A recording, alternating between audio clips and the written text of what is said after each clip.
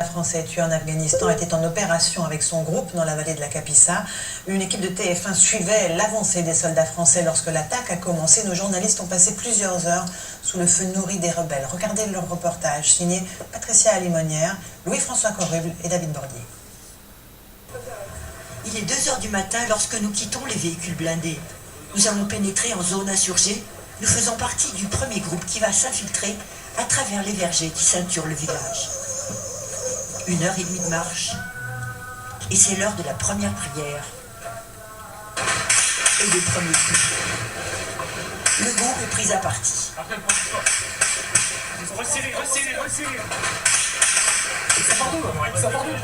Décision est prise de se réfugier dans la cour d'une maison.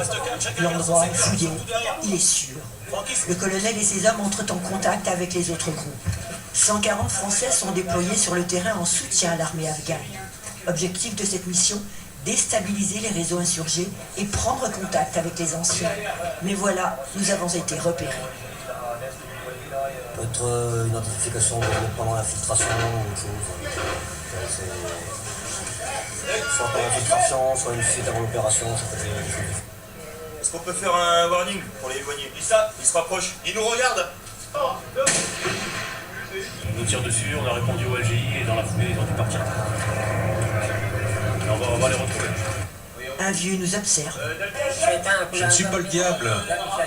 Il faut que tu le dises aux militaires. L'endroit est exposé, nous rejoignons une autre position. Et là, le visage du colonel se tend. Il vient d'apprendre qu'un lieutenant vient de mourir et qu'un autre soldat est blessé. Mais il faut continuer, sortir de ce guêpier, dans le siège des hélicoptères en appui.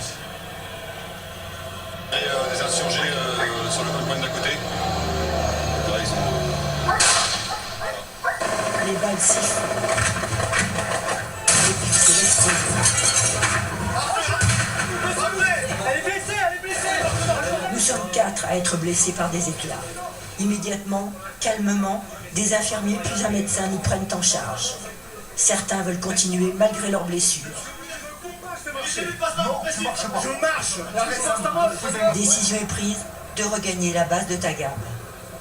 Le repli sera lent et dangereux. Les brancards se faufilent au milieu des branchages.